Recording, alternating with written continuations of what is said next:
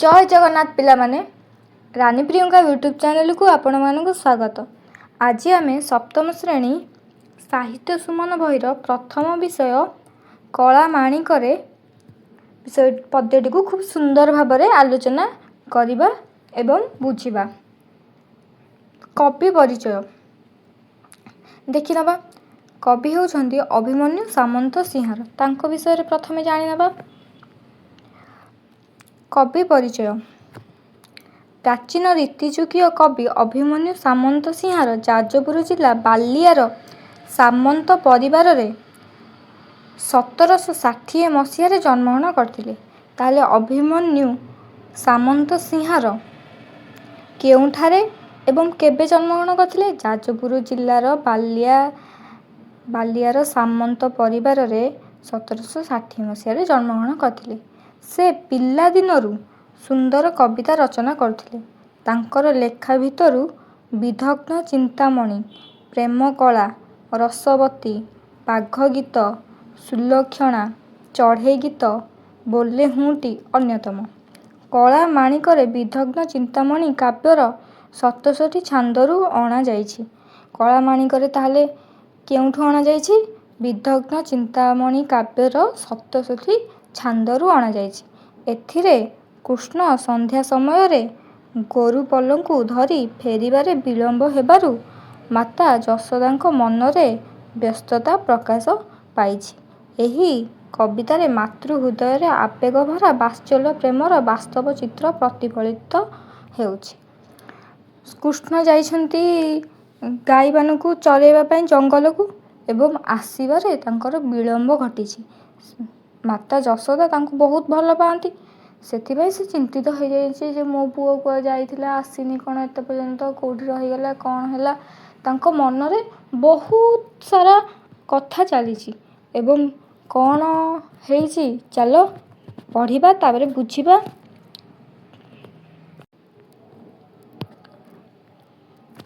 कला माणिकरे कला माणिकर अर्थ कौन? कला अर्थ एक प्रकारर रंग। रंग कला रंग देखिथिबो तमे माने।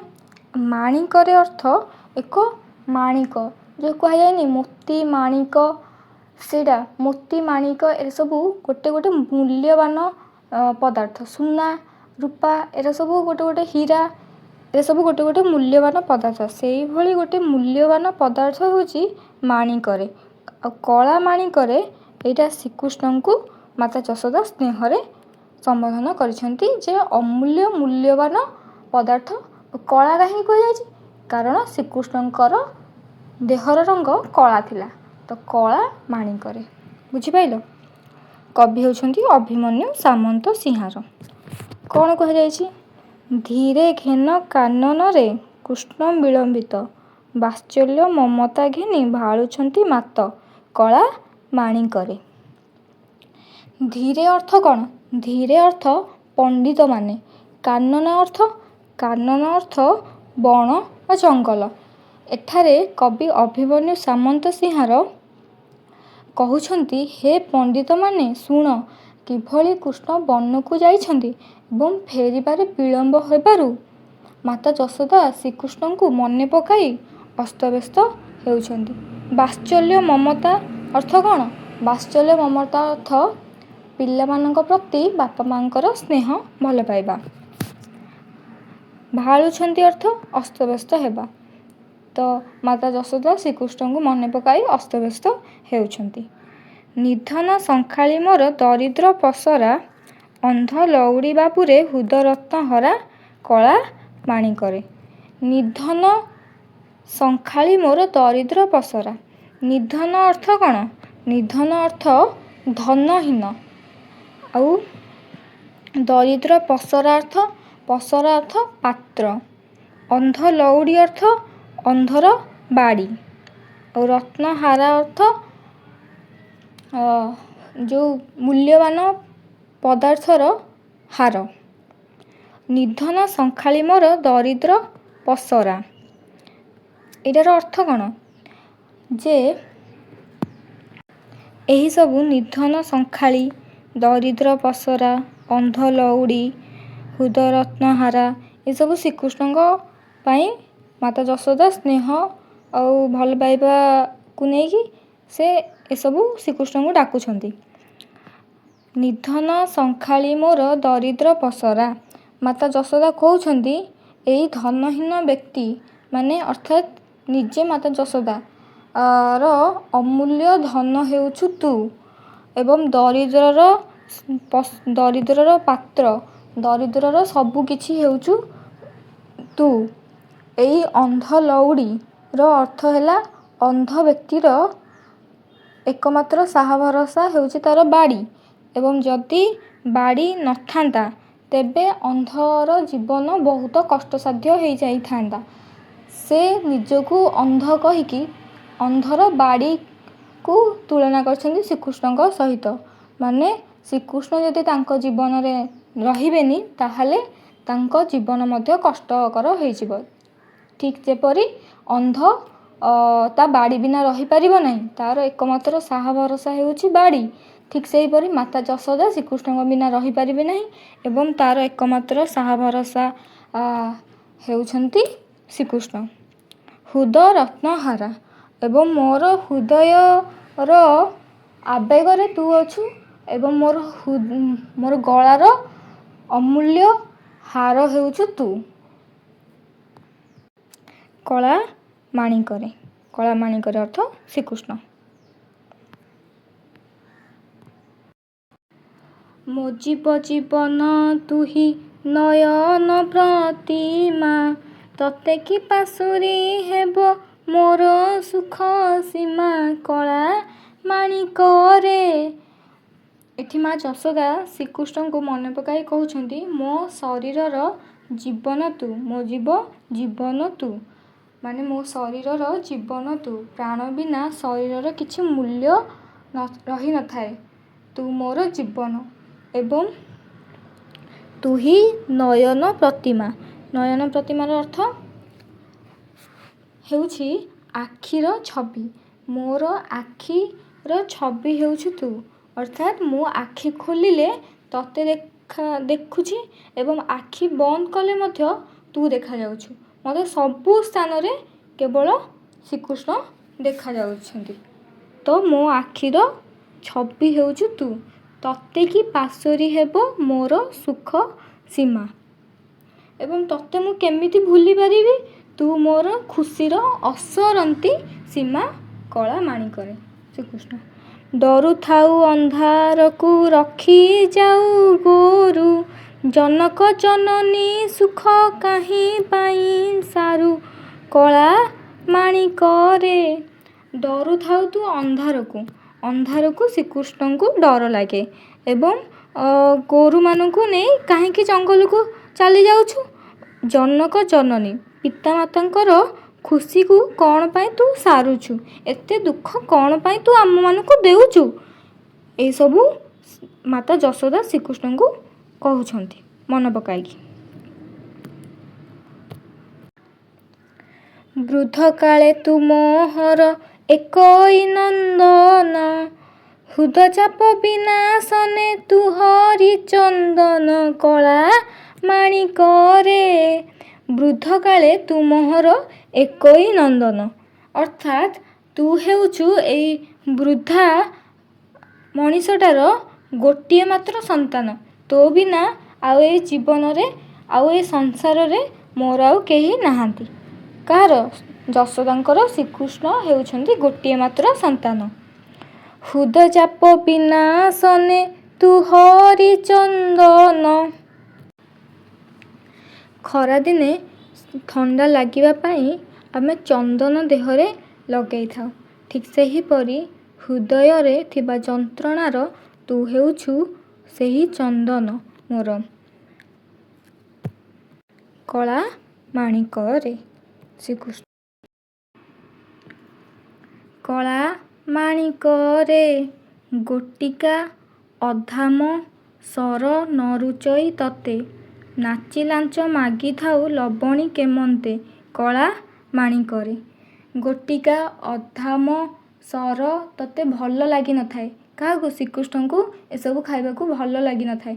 ସେଥିପାଇଁ ମାତା ଯଶୋଦାଙ୍କ ଆଗରେ ଶ୍ରୀକୃଷ୍ଣ ନାଚି ନାଚି ଲାଞ୍ଚ ମାଗିଥାନ୍ତି। ସବୁବେଳେ ଲବଣୀ ଖାଇବାକୁ ସେ ବହୁତ ଭଲ ପାଆନ୍ତି, ତ ସବୁବେଳେ ନାଚି ନାଚି ତାଙ୍କୁ ଲାଞ୍ଚ ମାଗିଥାନ୍ତି ଯେ ଲବଣୀ ଖାଇବାକୁ ଦିଅ ମୋତେ। ତୋଳି ମୁଁ ଧରିଲେ ଗୋଳି ହେଇଯାଉ ତୁହି, ତୋ ଦୁର୍ବଳ ଦେଖି କାହିଁ ପଶିବଇ ମୁହିଁ କଳା ମାଣିକରେ। ତୋଳି ମୁଁ ଧଇଲେ ଗୋଳି ହେଇଯାଉ ତୁହି। ଏହାର ଅର୍ଥ କ'ଣ? ନା ଶ୍ରୀକୃଷ୍ଣ ଯେତେବେଳେ ତଳେ ଖେଳୁଥିବେ ସେତେବେଳେ ମାତା ଯଶୋଦା ଶ୍ରୀକୃଷ୍ଣଙ୍କୁ କୋଳକୁ ଆଣିଛନ୍ତି ଏବଂ ମାତା ଯଶୋଦା ଅନୁଭବ କରିଛନ୍ତି ଯେ ଶ୍ରୀକୃଷ୍ଣ ବହୁତ ପତଳା ଏବଂ ତାଙ୍କୁ ଲାଗୁନାହିଁ ଯେ ସେ କାହାକୁ ଧରିଛନ୍ତି ବୋଲି।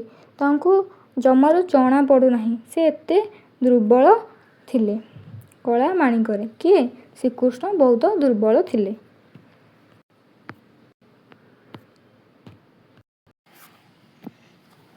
ଡାକିନି ଲୋଭନ୍ତି ବୋଲି ଡରୁଥାଉ ମନେ, ବାର ବାରୁଥାଇ ଯିବା ପାଇଁ ବନେ କଳା ମାଣିକରେ।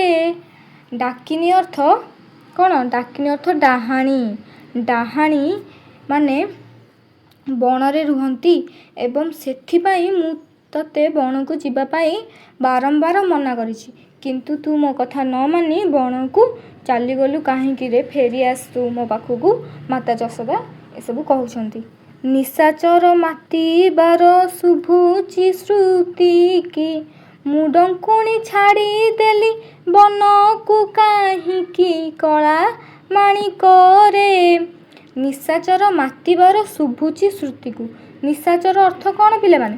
ନିଶାଚର ଅର୍ଥ ହେଉଛି ରାତିରେ ବୁଲୁଥିବା ରାକ୍ଷସ।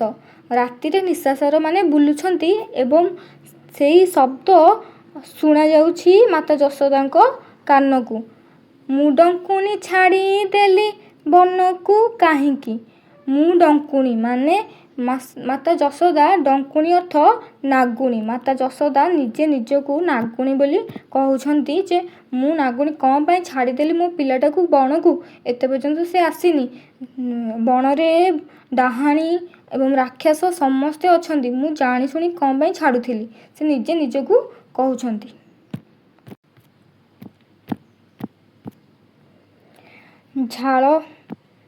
ଝାଳ ବହୁଥିବ ଅଙ୍ଗୁ ଲାଗି ଝାଞ୍ଜି ଖରା, ଶ୍ରମ ପାଇ ତରୁ ତଳେ ବସିଥିବୁ ପରା କଳା ମାଣିକରେ।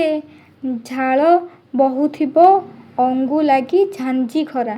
ଝାଞ୍ଜି ଖରା ଅର୍ଥ ବହୁତ ଜୋରରେ ସୂର୍ଯ୍ୟଙ୍କର କିରଣ, ଖରା ପଡ଼ୁଥିବ ବହୁତ ଜୋରରେ, ସେଇଟାକୁ କୁହାଯାଏ ଝାଞ୍ଜି ଖରା।